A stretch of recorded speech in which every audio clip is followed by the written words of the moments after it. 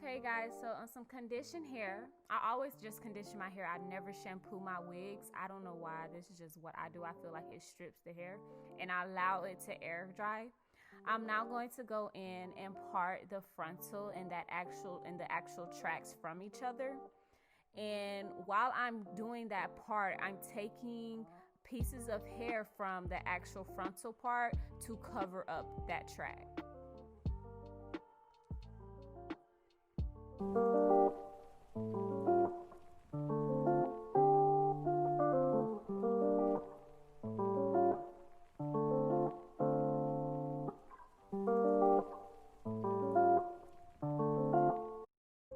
Okay, so this is how it turned out.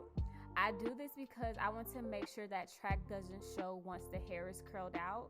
Once the hair is curled, you don't want to have to brush out a curl and then recurl it to make the hair look right or go a certain way. So I go ahead and just do that now. Now I'm going to go in and part my hair to begin curling my hair. So when combing out my hair, y'all, I always use a big tooth comb. And the reason why I use a big tooth comb is pretty much for the same reasons you use a big tooth comb to comb out your natural hair and not a small tooth comb. You do not want that hair to be tearing out while doing your hair.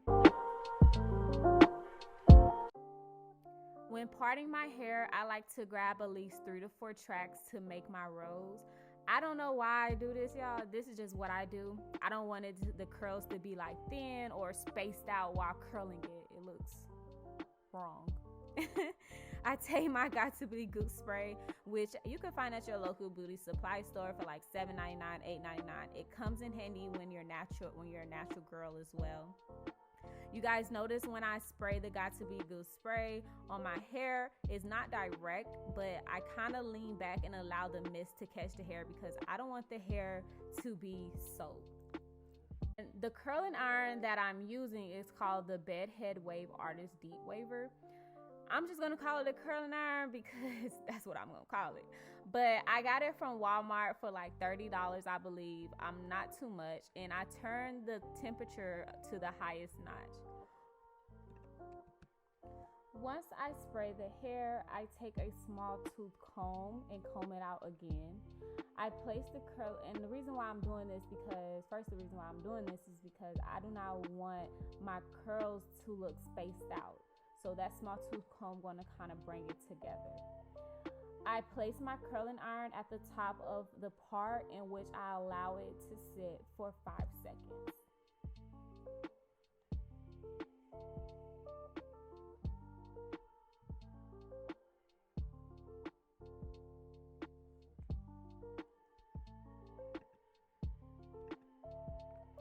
Once I get that last crimp, you want to place it inside of that first crimp on your curling iron. Once you press down on the curl, it should be facing downward. Okay, so we're gonna go ahead. I'm gonna explain that to you guys one more time because I know I may have lost a few of you guys. So you see that very last crimp on the hair, and then you see that very first crimp on that actual curling iron. We want to make sure that last crimp is placed inside of that first crimp on that curling iron, and then press down. And we're going to hold it there for 5 seconds. And now we're just going to do this for the entire hair.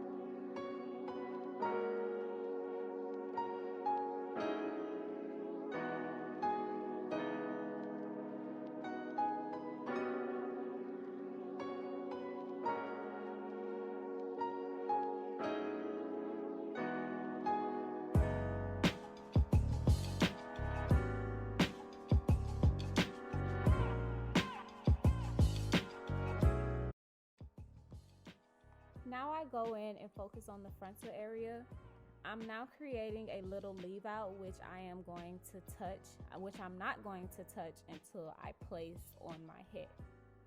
I do this because I don't want to curl my hair and then place it on my head, and that part isn't aligned to my face, and then I will have to comb my curls out because the part is off. So to prevent that, I just created a little leave out and just curl this part on my head and actually just leave that alone until it's placed on my head. I'm going to go in and just start doing the frontal area and just follow the same steps that I did throughout the actual wig.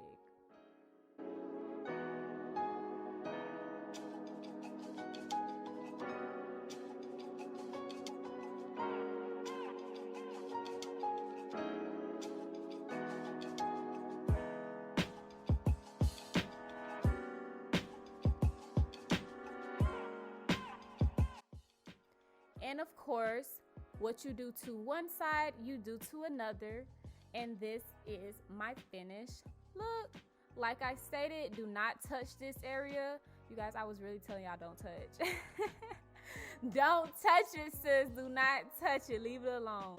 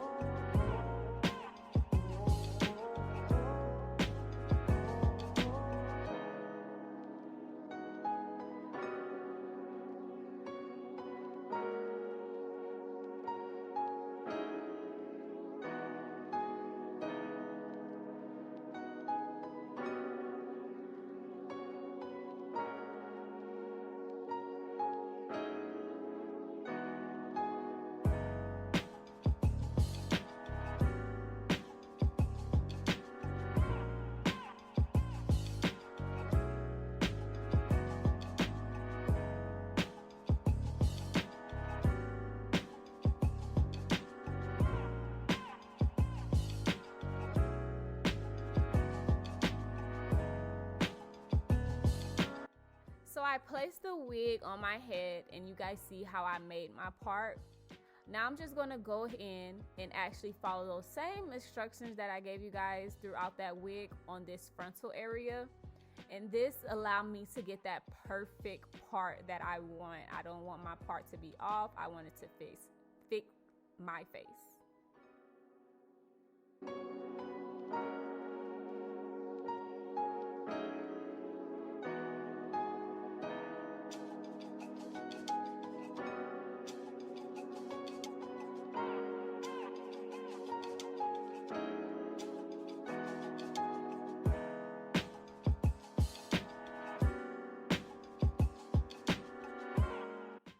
And this is my final look. This is how my curls came out. You guys, I'm gonna tell you guys a little secret. I actually allowed these curls to sit for maybe like 2 days before actually placing it on my wig, my head.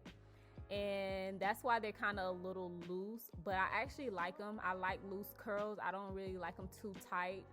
But yeah, and this is how it came out, and it still holds after, 2 days, 2 to 3 days. And this is the final look with my crimps. You guys, please comment and subscribe.